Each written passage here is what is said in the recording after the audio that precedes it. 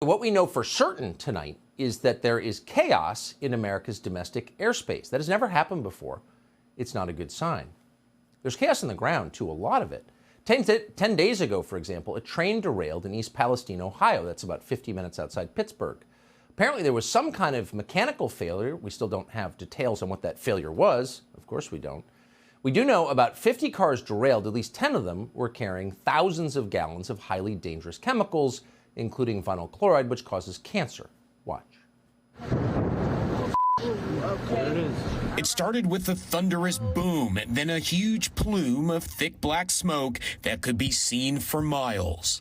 This was the moment officials in East Palestine, Ohio had been planning for, a controlled release of toxic chemicals from several train cars at the site of a derailment, one that has forced thousands from their homes. And all the way around, everybody's frustrated and like to go home. The decision to conduct a controlled release came just days after the train derailed in the rural Ohio community, sparking a massive fire. As the blaze continued to burn through the weekend, concerns quickly escalated. That's because 5 of the train cars carried the chemical vinyl chloride, an unstable material with the potential to explode, shooting deadly shrapnel up to a mile away and releasing toxic fumes into the air. We don't want to second guess anybody. We got to assume everybody involved was doing their best under a highly stressful situation. But did you see that mushroom cloud? That was caused on purpose. And maybe there's a good reason. Again, no second guessing. But what it means is those clouds of toxic smoke flew up and out. And that toxic smoke almost immediately began killing animals. Dead fish washed up on shore. As one hazardous materials specialist put it, we basically nuked a town with chemicals. So then representatives from the EPA, the Environmental Protection Agency, arrived to restore calm. Yes, an EPA spokesman explained, chemicals from the derailed train did enter the local watershed, and yes, they did kill fish. But the drinking water supply remains totally safe. The fish are dead, but go ahead and fill your thermos and brew some coffee. Everything's fine. Now, we don't know if the locals in East Palestine are drinking the water tonight, but we can tell you the Biden administration doesn't seem too concerned about it either way. Donald Trump got over 71% of the vote in the county in the last presidential election. That's not exactly the Democratic Party's core demographic. Fentanyl, toxic waste spill, whatever. They're not our voters. And by the way, what does a chemical spill have to do with climate change? If you can't use it to sell solar panels, it's not really an environmental disaster. That's the rule in Washington. So no one in the Biden administration bothered to issue warnings to communities that might be in the path of those toxic mushroom clouds you saw floating up from the train wreck, because no one cared enough to do that. Pete Buttigieg is the official who's supposed to be in charge of our transportation infrastructure. Technically, he's the transportation secretary. At an appearance today, he seemed to have no idea that there was a train derailment in East Palestine, Ohio. His real concern, he explained, is that we have too many damn white construction workers in this country. We have heard way too many stories from generations past of infrastructure where you got a neighborhood, often a neighborhood of color, that finally sees the project come to them, but everyone in the hard hats on that project looking like, doing the good-paying jobs, don't look like they came from anywhere near the neighborhood. Yeah, that's the problem, Mayor Pete. Too many white guys in hard hats. Why didn't we realize this before we built all this infrastructure that's now crumbling? It's actually not funny, and future historians will marvel at just how much damage one incompetent narcissist can cause when he's elevated to a serious job, like transportation secretary.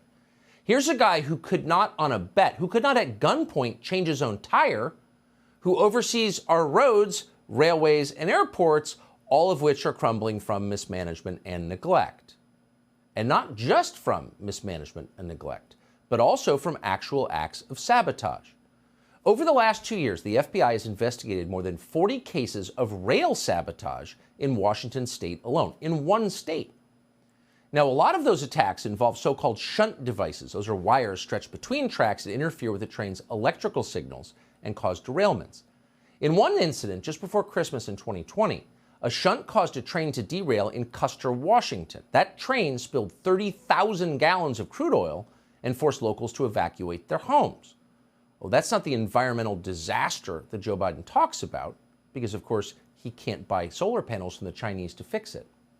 But it was, objectively speaking, an act of terrorism. The interesting thing is, very often, in fact, in the majority of cases, people who commit acts of terrorism against infrastructure, whoever they are never punished. And the ones who are caught aren't really punished. One woman who tried to destroy trains using a shunt got out of jail after only a year. Oh. So no one's paying any attention and no one really seems to care, because what does that have to do with environmental racism and climate? And possibly as a result of that attitude, there are an awful lot of train derailments in this country, many more than you may realize. In the last calendar year, more than 1,000 trains went off the tracks in the United States. Oh, how's that for a metaphor? Just today, 2 more trains derailed. One of them was in South Carolina and one was in Texas near Houston. The train near Houston was also carrying hazardous materials, as so many trains are. What's going on here exactly? We're not even going to guess. But we can tell you the chaos is not limited to our rail system. There have also been many recent attacks on our power grid. Very few of those attacks have been widely reported. Last year, there were more than 100 attacks of them in the United States, attacks on our power grid. In North Carolina this winter, for example, nearly 50,000 people lost their power in freezing temperatures when somebody shot up 2 energy substations. And so on. Why is it not a big story? Oh, it's not a story at all. And then, of course, at the same time, we've also seen a series of bizarre accidents befalling the food industry, threatening our food supply. That would include unexplained fires and plane crashes in processing plants, to chicken feed that seems to stop egg production. Boy, next they'll be coming for the water. Oh, wait, they are. Less than a month into the Biden administration was also a highly sophisticated attack on the water supply outside Tampa. Pinellas County Sheriff Bob Galtieri says a water treatment plant operator first noticed the remote access hack. The bad actor increased the amount of sodium hydroxide, or lye, in the water supply from 100 parts per million to more than 11,000. For the 15,000 residents of Oldsmar, Florida, the increase of sodium hydroxide in the water supply could have caused vomiting, chest, and abdominal pain. This type of activity and this type of hacking of critical infrastructure is not necessarily limited to just water supply systems. It can be anything. Oh, an attack on our water supply. That's weird. I didn't read that in the New York Times. But what's interesting, not to connect the dots or anything, that was not the only attack on our water supply that year. In January 2021, there was a similar effort to poison the water treatment plant that serves the San Francisco Bay Area. An unidentified hacker accessed the facility's computers remotely. According to NBC, quote, after logging in, the hacker deleted programs that the water plant used to treat drinking water. Now, fortunately, in this case, somebody noticed it. The next day, the attack was discovered and those programs were reinstalled, so nobody got poisoned. But they kept trying. There were similar hacks of water treatment facilities in California in August of 2021. There was one in Maine in July of 2021. There was one in Pennsylvania in May of 2021. In Nevada in March. In New Jersey in September of 2020. In Kansas in March of 2019. And so on. So who's looking after our water supply? Water, that's kind of basic. Well, that's the job of the EPA. But what does protecting the water have to do with passing out cash in the name of remediating environmental racism? Oh, nothing! So they're not paying attention. In fact, they're not paying attention to such an extent that even the Washington Post, which is a shill for the administration if there ever was one, pointed out that, quote, for more than 2 decades, the EPA has not been resourced or organized to secure the nation's water and wastewater sector against physical and cyber threats.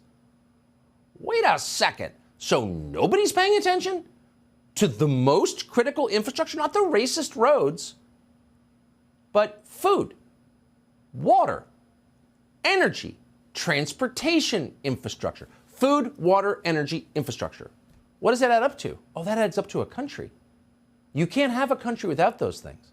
And in every single case, whatever the cause, our food, water, energy, and infrastructure are being degraded. Who knows why? If you didn't know any better, you think there might be a war going on.